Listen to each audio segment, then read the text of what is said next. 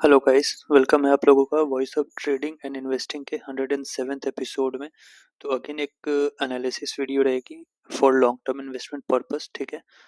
अ, अभी market live ही चल रहा है और आज का इंट्राडे ट्रेड मतलब स्टॉक तो चला बट मेरा स्टॉप लॉस लगा, उसके बाद उसने मूवमेंट दिया है तो बेसिकली लॉस ही है। इसके बाद मैं वो भी एक एनालिसिस वीडियो रिकॉर्ड करूँगा निफ्टी बैंक निफ्टी और आज का जो इंट्राडे ट्रेड हुआ है उसमें क्या कैसे हुआ है, तो वो तो अगले वीडियो रहेगी। इसमें अभी हम लोग जो स्टॉक को डिस्कस करने वाले हैं उस स्टॉक का नाम है टेक्सन टेक्नोलॉजीज। ऊपर से अच्छा खासा करेक्शन, क्या हो गया स्लो इतना, धन का इंटरफेस स्लो चल रहा है, कोई नहीं। ऊपर से अच्छा खासा इतना अच्छा करेक्शन अप्रोक्स 50% के आसपास का इसमें हम लोगों को मिला है। ठीक है। तो अगेन जब हम इन्वेस्टमेंट करते हैं ना, पर्सनली मैं करता हूँ तो उसमें मैं दो चीज़ें देखता हूँ। जनरली रिटेल ट्रेडर्स का क्या है, वो सिर्फ फंडामेंटल देखेंगे और इन्वेस्टमेंट करेंगे। अगर आप सिर्फ और सिर्फ फंडामेंटल देख के इन्वेस्ट करोगे तो 90% ऑफ चांसेस है कि आप यहाँ पे फंसोगे, आप यहाँ पे फंसोगे। ठीक है। बट अगर आप फंडामेंटल के साथ साथ टेक्निकल भी देखते हो, अगर आप फंडामेंटल्स के साथ साथ टेक्निकल्स भी देखते हो, ठीक है, तो चांसेस हैं कि एक अच्छा स्टॉक आपको एक अच्छे लेवल पे मिल जाएगा और फिर आपको वहां से वो रिटर्न देगा। ठीक है। फॉर एग्जाम्पल रिलायंस इंडस्ट्रीज का आप अगर चार्ट देखोगे तो स्टॉक हमेशा से अच्छा रहा है। ठीक है। स्टॉक क्या हुआ है, हमेशा से स्टॉक अच्छा रहा है। बट जिसने भी इस जगह पे सिर्फ फंडामेंटल्स को देखकर सिर्फ फंडामेंटल्स को देखकर इस जगह पे खरीदा, ठीक है, अब क्या उस बदले में उसको क्या मिला, स्टॉक देखो कितना नीचे गया। ठीक है। वापस से उसको रिजल्ट्स तो मिले बट वो टाइम, वो पैसा, वो टेंशन आपको मिलेगा उसके साथ। ठीक है। बट यही अगर आप टेक्निकल्स को फॉलो करोगे तो टेक्निकल वाले बंदे, टेक्निकल प्लस फंडामेंटल वाला बंदा ये देखेगा कि यहाँ पे एक सपोर्ट बन रहा है। ठीक है। ये कोविड का समय है, यहाँ पे एक सपोर्ट बन रहा है। ठीक है। तो वो क्या सोचेगा कि ठीक है, फंडामेंटल्स अच्छे हैं, टेक्निकल वाइज अगर इस सपोर्ट पे आ जाता है तो रिलायंस इंडस्ट्री अपने टॉप से 40% के आसपास करेक्शन दिखा देगा तो मैं इसको बाई करूंगा। ये होता है फंडामेंटल प्लस टेक्निकल का लेवल। तो वो आज हम लोग डिक्सन टेक्नोलॉजीज का डिस्कस करेंगे, फंडामेंटल्स भी डिस्कस करेंगे प्लस टेक्निकली कौन से लेवल पे इसको लेना सही रहेगा वो देखेंगे। डिक्सन में बहुत लोग फंस चुके हैं। ठीक है। ऊपर में बहुत लोग फंस चुके हैं। ठीक है। मैं अब मेरे पास तो उतने सब्सक्राइबर नहीं है, ना व्यूज आते हैं, बट अगेन दूसरों के वीडियोस में चेकआउट करते रहता हूँ कौन क्या बोल रहा है नहीं बोल रहा है। अगेन मार्केट में हो तो आपको देखना पड़ता है। तो वहाँ पे बहुत लोग बात कर रहे हैं कि मैं डेक्सन को मैंने 18,000 ले रखा है, 17,000 ले रखा है। तो क्यों ले रखा है, इसलिए ले रखा है क्योंकि आप फोमो में फंस गए थे, फियर ऑफ मिसिंग आउट में, कि इतना चल गया अभी और चलेगा और चलेगा। ऐसा नहीं होता है, ये इसका पीक टाइम था। ठीक है। इसके रिजल्ट्स में भी हम लोग देखेंगे ये जो डिक्सन का है ना, ये पीक आउट फेज है। ठीक है। लेने वाला या तो यहाँ लिया होगा 6,500 पे या फिर यहाँ लिया होगा 2,500 पे। ठीक है। मेरे पास ये स्टॉक नहीं है भाई 2,500 पे, मेरे को ये सोच ही रहा था मैं ठीक है, कि 6,000 का है, 2,500 पे आ गया, लूँ कि नहीं लूँ, लूँ कि नहीं लूँ। ठीक है। बट उसके बाद देख क्या हो गया इसमें। ठीक है तो मतलब अभी हंसी आ रही है किस्मत में, बट ठीक है कोई नहीं, चलता है ये सब। तो ये क्या था, एक अच्छी खासी रैली हुई, आप देखो 200% पे आप जाकर टॉप पे फंस रहे हो। ठीक है। इसीलिए बहुत ज्यादा इंपॉर्टेंट है टेक्निकल प्लस फंडामेंटल्स। अगेन अब इन्वेस्टमेंट करने के लिए मेरे कुछ क्राइटेरियाज हैं। ठीक है। जल्दी जल्दी उसको डिस्कस कर लेते हैं, मैं अपने हर वीडियोस में डिस्कस करता हूँ। अगर आप पुराने व्यूअर्स हो तो स्किप आगे कर दो, नए हो तो जरूर से जरूर देखना। पहला क्या है इन्वेस्टमेंट क्राइटेरिया में, पहला है हम लोगों का फंडामेंटली स्ट्रॉन्ग स्टॉक। हम लोग जिस भी स्टॉक में इन्वेस्टमेंट करेंगे वो फंडामेंटली स्ट्रॉन्ग होना चाहिए। डिक्सन फंडामेंटली स्ट्रॉन्ग है, बिल्कुल है। ठीक है। दूसरा है गुड करेक्शन फ्रॉम टॉप, मतलब हम जब भी उसमें इन्वेस्टमेंट का सोच रहे हैं या फिर खरीदने जा रहे हैं तो ऊपर से, टॉप से, कहाँ से, टॉप से एक अच्छा खासा करेक्शन हुआ रहना चाहिए। ठीक है। टॉप से एक अच्छा खासा करेक्शन हुआ रहना चाहिए। डिक्सन में बिल्कुल हुआ है, टॉप से अच्छा खासा करेक्शन हम लोगों को देखने को मिला है। तीसरा है मंथली सपोर्ट एंड रेजिस्टेंस। अब जब हम लोग गुड करेक्शन फ्रॉम टॉप की बात कर रहे हैं तो हम लोग उस स्टॉक को सपोर्ट पे लेने का सोच रहे हैं ना, तो उसमें हम लोग को क्या देखना है, सबसे पहला मंथली देखना है। मंथली सपोर्ट, अगर मंथली में कुछ नहीं दिखता है तो हम लोग वीकली ढूंढेंगे। जैसे कि आप देखो डिक्सन में मंथली सपोर्ट सीधा 6,000 पे है। अब 18,000 वाला 6,000 आएगा कि नहीं आएगा ये तो बात की बात है। तो इसके बीच में अगर ये कहीं से मुड़ गया तो किसी वीकली सपोर्ट से ही मुड़ेगा। उस वीकली सपोर्ट को भी हम लोग एनालाइज करेंगे। तो एक यहाँ पे मंथली स्लैश वीकली भी होना चाहिए। चौथा है FII-DII म्यूचुअल फंड होल्डिंग। हम लोग उस स्टॉक में FII-DII और म्यूचुअल फंड की होल्डिंग्स को भी एक बार जरूर से चेक करेंगे। फिफ्थ नंबर पे है लार्ज कैप। अगर हम लोगों का स्टॉक लार्ज कैप है तो मेरा पहला बाइंग उसमें जब 25 to 30% गिरा रहेगा तभी होगा, ठीक है। जैसे कि डिक्सन तो मिड कैप का स्टॉक है। अगर मैं रिलायंस ले रहा हूँ फॉर एग्जाम्पल, तो मैं पहला इन्वेस्टमेंट, मान लो मेरे पास 1 लाख रुपए है, तो मैं पहला 30,000 रुपया या 40,000 रुपया कब डालूंगा, जब स्टॉक मेरा 25 से 30% डाउन होगा सपोर्ट के पास, ठीक है। 25 से 30% डाउन होगा सपोर्ट के पास। जल्दी से हम इसका आपको एग्जाम्पल दिखाएंगे जो मैं बात कर रहा हूँ, ताकि आप लोगों को कुछ वैल्यू मिले। रिलायंस इंडस्ट्री है, मंथली चार्ट है।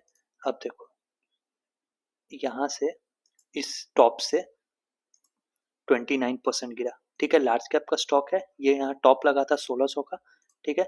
उसके बाद ये वहां से देखो एग्जैक्ट 30% गिरा और उसके बाद बाउंस आ गया, वापस हाई पे आ गया, ठीक है। तो क्या था, फंडामेंटली स्ट्रॉन्ग स्टॉक था, लार्ज कैप स्टॉक है, तो लार्ज कैप में मैंने इसीलिए 25 to 30 रखा है, ठीक है।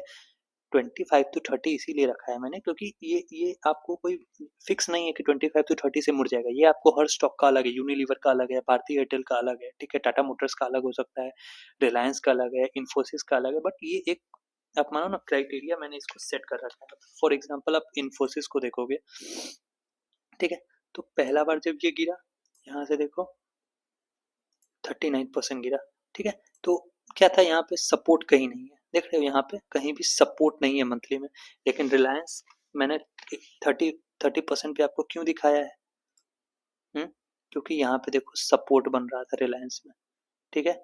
यहाँ पे सपोर्ट है, ठीक है, ये छोटा सा स्विंग का सपोर्ट है, ब्रेकआउट आया, सपोर्ट लिया, बाउंस आया।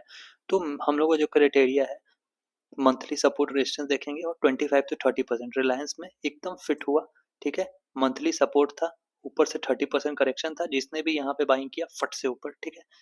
तो इसी पे मैंने बहुत सारा वीडियोस बनाए हैं, पीछे भी हम जाके देख सकते हो, उसमें यही सेम क्राइटेरिया मैं फॉलो करता हूँ, ठीक है। अब होता है accumulation depend on history of stock chart. Plus हम लोग ये भी देखते हैं कि रिलायंस का स्टॉक हिस्ट्री में कितना कितना परसेंट गिरा है, ठीक है।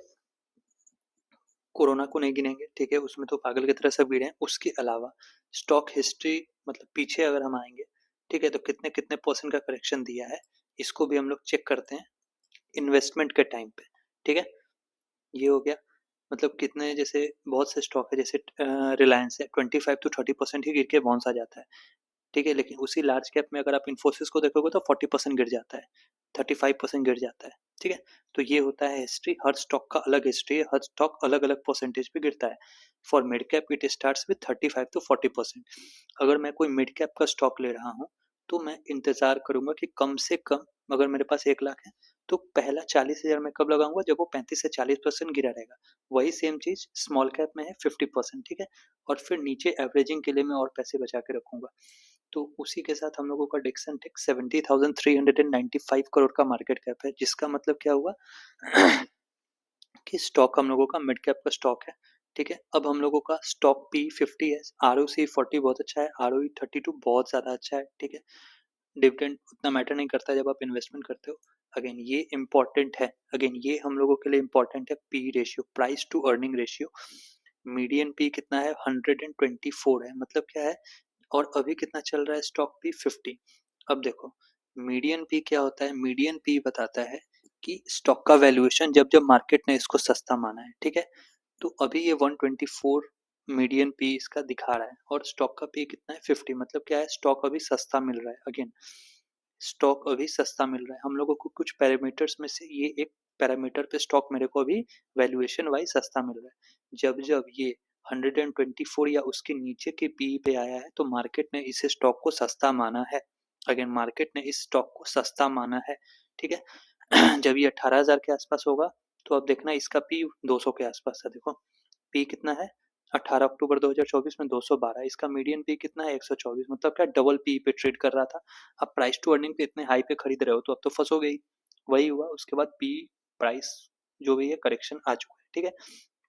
तो हम लोगों को मीडियन पी 124 है, मतलब क्या है, 124 के नीचे जितना भी ज्यादा नीचे हमको ये स्टॉक पी दिखेगा उतना अच्छा है। तो अभी 50 चल रहा है, तो क्या है, स्टॉक हम लोगों का सस्ता है, ठीक है, स्टॉक सस्ता है।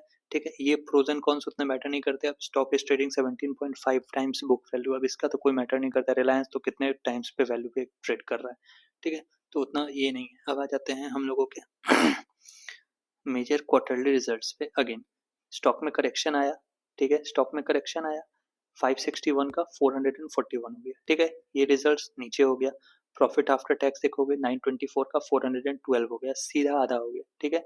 जो सितंबर 25 में इसने 924 करोड़ का प्रॉफिट आफ्टर टैक्स किया था, मतलब सारा टैक्स देने के बाद 900 करोड़ था, ये 412 हो गया। अब ये 900 करोड़ था, उसी का आपको ये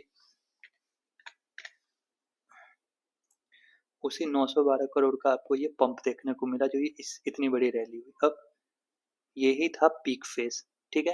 हर स्टॉक में होता है retracement, accumulation, down phase, up phase and peak phase, ठीक है। तो ये हो गया पीक फेज था एकदम। जिन्होंने भी 18,000 रुपये लेके रखा है वो पीक फेज पे फंस चुके हैं। क्यों फंस चुके हैं भाई? क्योंकि 900 करोड़ का तो आप देखो पीछे कभी भी कहीं नहीं दिखा है ऐसा, ठीक है। 100, 500, 200, 500, 300, 900 पहली बार था। स्टॉक ने अच्छा खासा रैली दिया और अब फिर अगेन 412 तो डाउन हो गया। नेट प्रॉफिट भी आप देखोगे 746 का 321 आधा हो गया। तो अगेन अगर प्रॉफिट ही आधा हो गया है स्टॉक का, अगर स्टॉक का हम लोगों का प्रॉफिट आधा हो गया है तो स्टॉक प्राइस भी आधा हो गया भाई। तो इसमें क्या ही गलती है आप बताओ। हम्म, तो स्टॉक अपने हिसाब से ठीक चल रहा है। हम लोगों ने इससे ज्यादा एक्सपेक्टेशन रिटेलर्स ने लगा रखी थी। ईपीएस अगेन 110 का 47 आधा हो गया, नो वरीज, ठीक है। वरी कब होता है मैं आपको बताता हूँ, पहले और चीजें देखते हैं। ऑपरेटिंग प्रॉफिट बढ़ गया है, ठीक है। प्रॉफिट बिफोर टैक्स ये हम लोगों का साल दर साल है, ये मैनेज होगा, क्योंकि अभी ये सिर्फ मार्च में आया था तो अभी फिर मार्च में अपडेट होगा। तो अभी फिलहाल इसको देख के कोई वैसा फायदा है नहीं, क्योंकि अभी एक साल हुआ नहीं है, ठीक है। बैलेंस शीट देखोगे लाइबिलिटीज बढ़ गए, ठीक है। फिक्स एसेट 2700 का 4000 हो गया, डबल हो गया, ठीक है, क्योंकि कंपनी की अर्निंग्स हो रही है, ठीक है। अदर एसेट्स भी बढ़े हैं तो ठीक है, ये सब उतना मैटर नहीं करेगा। आ जाते हैं शेयर होल्डिंग पैटर्न पे। प्रोमोटर्स ने बेचा है, ठीक है। अगेन प्रोमोटर्स ने बेचा है। अब आप लोग कहोगे ये तो बहुत टेंशन की बात है, प्रोमोटर्स ने बेच दिया है, ठीक है। अब प्रोमोटर्स को जिसने भी खरीदा होगा उसको 6000 वाला एक साल में 188% का रिटर्न दे रहा है, तो वो क्यों नहीं बेचेगा, ठीक है। वो क्यों नहीं बेचेगा? उसको ये पता है कि ये अल्टीमेट रिजल्ट है, मैं यहाँ पे प्रॉफिट खरीदता हूँ, यहाँ पे ऊपर टॉप पे बेचूंगा, ठीक है। जैसे ही जब ये नीचे आएगा तो मैं फिर एक्यूमुलेट करूंगा, ठीक है। प्रोमोटर्स का यही काम होता है, ठीक है।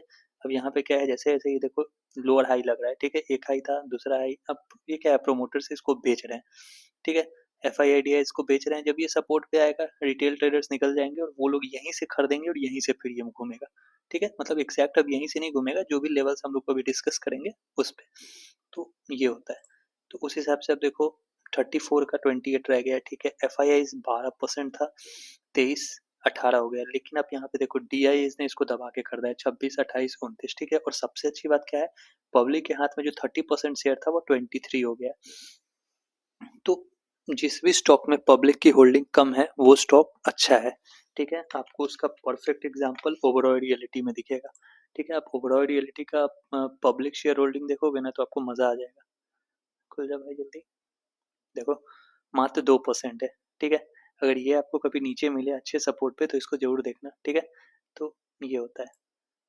तो ये हम लोगों का डिक्शन, ठीक है। पब्लिक 23 है, ये निकलेंगे, ये पब्लिक अभी और कम होगा, ठीक है। नहीं अगर समझदार है पब्लिक तो रुकेगी। तो फंडामेंटल एनालिसिस वाइज स्टॉक सही है। अब एक चीज है यहाँ पे आप बोलोगे प्रॉफिट आधा हो गया है, ठीक है। तो अगर एक चीज समझना, अगर प्रॉफिट आधा हो जाता और स्टॉक हाई पे रहता, ठीक है, प्रॉफिट अगर आधा हो गया और स्टॉक हाई पे है तब वो डेंजर साइन है, ठीक है। तब वो साइन डेंजर है कि हाँ हम लोग फंस सकते हैं। बट अगर प्रॉफिट आधा है और स्टॉक भी आधा करेक्शन में हो गया है, ठीक है, प्रॉफिट आधा हुआ है बट स्टॉक भी करेक्टेड है प्लस स्टॉक का फ्यूचर है आगे, ठीक है, तो हम लोगों के लिए एक अच्छा साइन है। तो डिक्शन में वही है, प्रॉफिट आधा हो गया बिल्कुल हुआ है, लेकिन स्टॉक करेक्टेड भी है, ठीक है। स्टॉक करेक्टेड भी है प्लस डिक्शन का फ्यूचर भी है, ठीक है। तो इस मामले में हम फिलहाल के लिए इसको फंडामेंटली अभी, अब आगे क्या होगा मेरे को नहीं पता। प्रोमोटर्स जोड़ निकल जाएंगे, मेरे को नहीं पता, कुछ नहीं पता, ठीक है। जो हम लोगों का जो एक रिटेल ट्रेडर का एनालिसिस होता है ये ऐसे ही होता है। अब हम लोग फंडामेंटली इसको ओके बोलेंगे, ठीक है। अब हम लोग आते हैं इसके टेक्निकल पे। तो ये मंथली चार्ट है, यहाँ पे देखो रेजिस्टेंस था 6200 का, पार हुआ अब गया। अब हम लोगों का मेजर सपोर्ट ये जोन है, ठीक है। 6000, आप इसको 6100 मान लो, 6200 भी मान लो। 6200 का मेजर सपोर्ट जोन है। अगर ये उस जगह पे आता है, ठीक है, तो ये कितना करेक्टेड रहेगा? 67%। पॉसिबल है, बिल्कुल पॉसिबल है, क्योंकि ये मिड कैप का स्टॉक है। अगेन मिड कैप का स्टॉक है, 67% ये गिर सकता है, ठीक है। अगर ये मेरे को कभी भी 65 से लेके 6300 के जोन में मिलता है तो मैं आंख बंद करके इसको खरीदूंगा। बिगिनिंग ये इस बात पे डिफाइन हो रहा है इतना कॉन्फिडेंस कि उस समय इसमें कोई गलत न्यूज नहीं आ जाए या फिर कोई फ्रॉड ना हो जाए, ठीक है। अब जैसे आपको दिख गया कि प्रोमोटर शो रहा है, प्रोमोटर भाग रहा है, कंपनी फेक रिजल्ट दे रही है, तब वो 6500 पे है, तो बिल्कुल नहीं लेना है। अभी जैसे फंडामेंटल रिजल्ट्स दिख रहे हैं, अभी जैसा फंडामेंटल्स है, अगर सेम फंडामेंटल्स रहता है उस टाइम पे भी, तो हम लोगों तभी हम इसको 6500 पे बाइंग करेंगे, ठीक है। अब हम लोगों को यहाँ क्या है, पहला मंथली सपोर्ट हम लोगों को 6500 पे दिखा, ये तो अभी 11000 ही चल रहा है, ठीक है। तो अभी तो स्टॉक बहुत दूर है। अब आते हैं इसके, और प्लस इसमें हाल फिलहाल में कोई मंथली सपोर्ट भी नहीं दिख रहा है। अब आ जाते हैं इसके वीकली चार्ट पे, ठीक है। वीकली में आपको कुछ तो दिखेगा, ये देखो वीकली में ये मंथली सपोर्ट से ही ट्राई कर रहा है हल्का सा बाउंस लेने का, ठीक है। देखो अब कितने लोगों ने कहते हैं ना यहाँ क्लोज आ गया तो गिरा क्यों नहीं, अरे भाई ये टॉप से लगातार गिर ही रहा है, ठीक है। तो अगर कंटिन्यूअस सेलिंग आती है ना और तब कोई सपोर्ट टूटता है तो ज्यादातर चांसेस रहते हैं कि वो रिवर्स करेगा। अभी ये रिवर्स भी नहीं कर रहा है, ठीक है। इतना गिरने के बाद एक बाउंस में आप इसको कोई रिवर्सल नहीं मानो। देखो यहाँ भी गिरा, ग्रीन कैंडल एक बनी, वापस से फिर गिरा, फिर एक ग्रीन कैंडल बनी, फिर गिरा, फिर यहाँ पे बाइंग आया, फिर गिरा। ये बाइंग पे क्या हो रहा है, रिटेल ट्रेडर्स ट्रैप हो रहे हैं। अगेन ये बाइंग पे क्या हो रहा है, रिटेल ट्रेडर्स ट्रैप हो रहे हैं, ठीक है। इसीलिए मैं बोलता हूँ टेक्निकल प्लस फंडामेंटल देखना पड़ता है।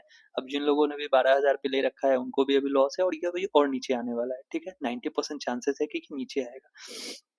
तो हम लोग को क्या दिखा, एक सपोर्ट से ये घूम रहा है, इस सपोर्ट पे ये कितना परसेंट का करेक्शन है, 49% का करेक्शन है। क्या लेना चाहिए? बिल्कुल लेना चाहिए। अगर ये मेरे को वापस से 10,000 से 9,500 के जोन में मिलता है, जो कि मिलेगा, कोई बहुत ज़्यादा ये नहीं है, अगर ये, तो हम लोगों के मिड कैप के स्टॉक के फॉर्मूला पे ये सेट हो जाता है, ठीक है। मिड कैप में क्या है, 35 टू 40 है, मेरे को तो ये 50% डाउन पे मिलेगा, 49% पे, ठीक है। तो अगर डिक्सन टेक मेरे को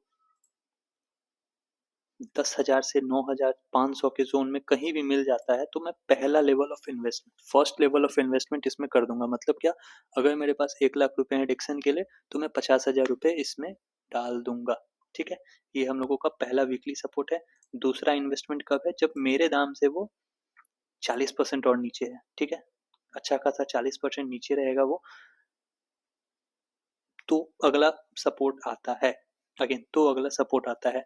अब यहाँ पे क्या थ्योरी है कि बीच में देखो कोई भी वीकली सपोर्ट नहीं है, ये छोटा मोटा सपोर्ट एक, आप ये इसको मान लो, ठीक है, बस। इसके अलावा फिर सीधा ये 6000 पे स्टॉक। हम लोगों को लगता है ना कि स्टॉक गिरेगा नहीं, गिरेगा नहीं, गिरेगा नहीं, बट वो गिरता है भाई, ठीक है। स्टॉक गिरता है और अच्छा अच्छा करेक्शन आता है स्टॉक में, ठीक है। अच्छा अच्छा करेक्शन स्टॉक में आता है। अभी से 1 साल पहले तक कोई नहीं सोचा था कि डिक्सन 50% गिर जाएगा, ठीक है ना, लेकिन आज गिर चुका है, ठीक है। तो ऐसे ही ये आ सकता है। तो इसमें मेरे पास सिर्फ 3 लेवल है आपको देने के लिए वीकली टाइम फ्रेम पे।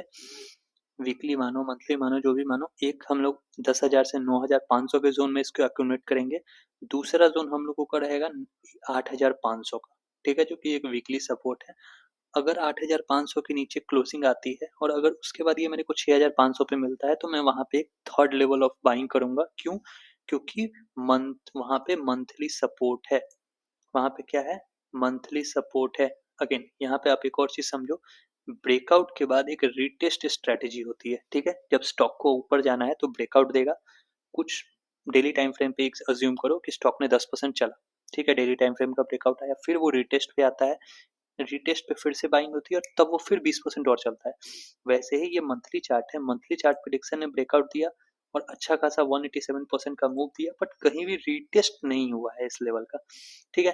तो ये एक तरह से रीटेस्टिंग सिनेरियो में भी आ सकता है यहाँ पे 6500 पे, ठीक है। फिर यहाँ पे बेस बिल्डिंग होगा, ठीक है, साल 1.5 साल फिर यहाँ से भी लगेगा। ऐसा नहीं है कि 6,500 पे आप खरीद लिए तो तुरंत आपको मिल गया, नहीं। यहाँ पे आपको बेस बिल्डिंग होगा और बेस बिल्डिंग होने के बाद ये ऊपर जाएगा, या फिर क्या होगा, तुरंत में आप 6,500 पे कर दो, हो सकता है तुरंत बाउंस आएगा, हाई के पास आके ये 2-3 साल बिताएगा और तब फिर निकलेगा। इसका प्राइम एग्जांपल आप देखोगे एंजल वन को, ठीक है। एंजल वन में आप देखोगे ना तो आपको दिखेगा कि ये देखो, ये एक मंथली सपोर्ट था, स्टॉक आया वहां पे। अब देखो मैं यहीं पे 2100 पे मैंने यहाँ पे बाई कर रखा है इसको, मेरे को 40% का रिटर्न मिला, वापस दाम पे आ गया, फिर ऊपर गया, फिर दाम पे आ गया। अब यहाँ पे देखो ये कितनी बार घूम रहा है, 1, 2, 3, 4, लगभग 4 बार मेरे दाम के पास आके घूम चुका है। अब समझ लो मेरा क्या हालत होता है, ठीक है। तो ये सिनेरियो है, तो टाइम पास होगा, चाहे अप यहाँ पे हो या फिर डाउन यहाँ पे हो, ठीक है। वही सेम चीज डिक्सन में भी हो सकती है, ठीक है। 6,500 पे आके ऐसा नहीं है, या तो यहाँ पे आके ये टाइम पास करके तब ऊपर आएगा, या फिर सीधा ऊपर आ जाएगा यहाँ पे 18,000 के पास, ये 1-1.5 साल बिता के निकलेगा, ठीक है। तो ये तो मोटा मोटी बात ये है कि फंडामेंटली स्ट्रांग है, ठीक है। मंथली पे 6500 पे सपोर्ट है, ठीक है। वीकली चार्ट में आप देख ही रहे हो, अब मैंने आपको दिखा दिया। 10,500 से 10,000 से लेके 9,500 का जोन है ये, ठीक है। ये है, उसके अलावा एक 8500 का जोन है, अगर 8500 टूटता है तो ये 6500 भी आ सकता है, ठीक है। और आ सकता है भाई, बिल्कुल आ सकता है, ठीक है। लेकिन अगर नहीं आया तो, अब आप कहोगे कि भाई अगर आ सकता है तो मैं 10,000 पे क्यों लेके बैठूं, मैं 8,500 पे भी क्यों लेके बैठूं। तो अगर ये रिटेस्ट करने नहीं आया तो मैं क्या करूंगा, मेरे को 18,000 का स्टॉक अगर मान लो 8,000 9,000 पे मिल रहा है, और जब वो वापस 18,000 जाएगा तो मैं अफसोस करूंगा, फोमो में आऊंगा, और फोमो में मैं फिर से, आप लोग क्या करोगे, 18,000 पे खरीद लोगे। ज्यादातर रिटेल ट्रेडर्स का यही दिक्कत है, उनको क्या लगता है कि अच्छा 18,000 का स्टॉक है, ओ माय गॉड 6,000 पे आ गया, नीचे में खरीदते ही नहीं है, क्यों, डर जाते हैं कि अरे और न गिर जाए, कहीं 6,000 का 3,000 ना हो जाए, ठीक है। और जब वही 6,000 वाला 18,000 आ जाएगा तब सोचेंगे ओ माय गॉड 6,000 पे मिल रहा था, अच्छा कोई नहीं, अभी 18,000 पे लेता हूँ, 36,000 हो जाएगा। बिल्कुल ऐसा नहीं होता है। इन्वेस्टमेंट में आप एक अच्छा स्टॉक पकड़ रहे हो, उसको मंथली सपोर्ट पे खरीदो, तोड़ तोड़ के खरीदो, ठीक है, और उसको होल्ड करो, ठीक है। बस यही एक प्रोसेस है जिससे अच्छा पैसा बनेगा।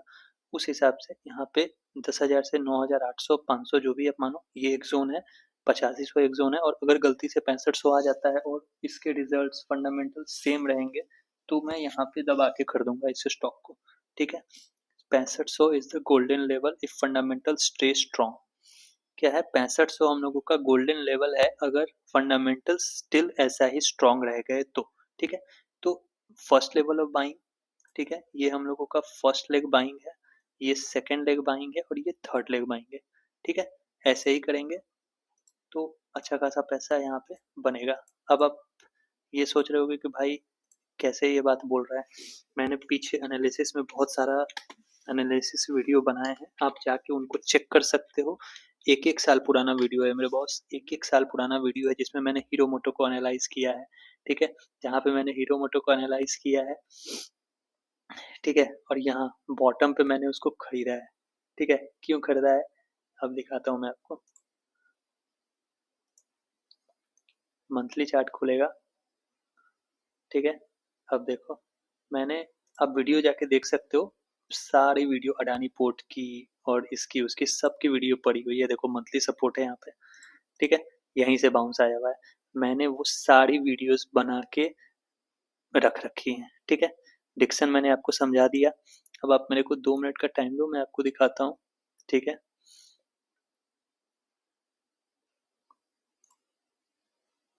काफी स्लो चल रहा है मेरा नेट लगता है,